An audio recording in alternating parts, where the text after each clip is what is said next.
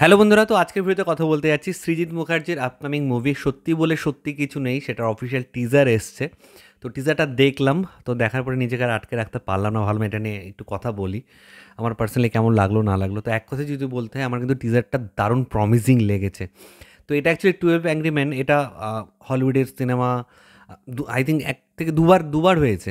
দেন এটা তো প্লে হিসেবে খুব পপুলার, যেহেতু 12টা লোক একটা সিঙ্গেল স্পেসেই হয়ে যায়, এ কারণে প্লে নাটক হিসেবেও এটা অনেক জায়গায় হয়েছে।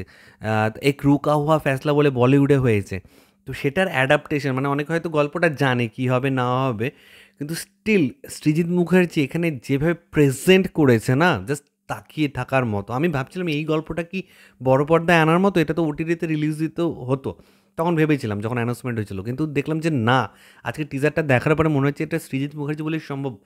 ভিজুয়াল দেখে যা ছিটকে গেছি, ওই 12টা লোক অন রোড রাস্তার মধ্যে বসে আছে, সমুদ্রের মধ্যে চেয়ার নিয়ে বসে আছে, মানে কি বলবো আর কি, এটা বড় পর্দায় দেখতেই হবে।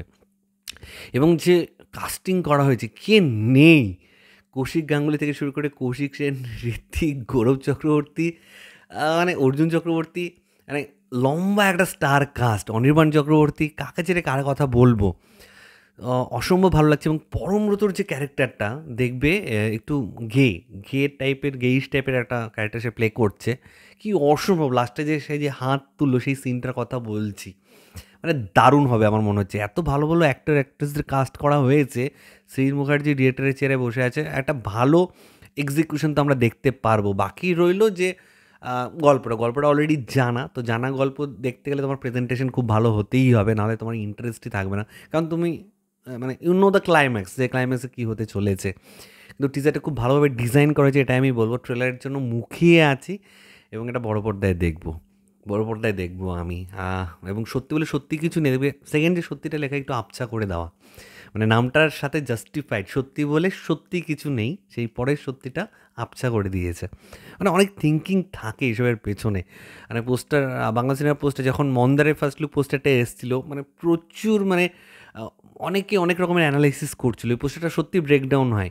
এটার ক্ষেত্রেও আমার অনেকটা মনে হচ্ছিল আর কি, যে মানে মিনিংফুল একটা পোস্টার। তো এটাই তোমার সাথে শেয়ার করার ছিল। এখানে ভিজুয়ালসের সাথে সাথে বিজিএমও খুব ভালো হয়েছে।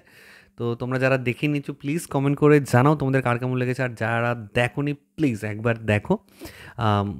এটা 23 জানুয়ারি রিলিজ হচ্ছে বড় পর্দায়, অবশ্যই সেটা দেখে সেটা নিয়ে ফার্দার কথা হবে। তার আগে ট্রেলার আসবে, ট্রেলার নিয়েও কথা বলবো, গান এলে গান নিয়েও কথা বলবো।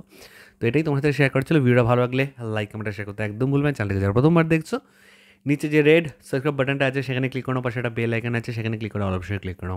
ঠিক আছে বন্ধুরা, ভালো থেকো সবাই, সাবধানে থেকো সবাই, love you all, take care.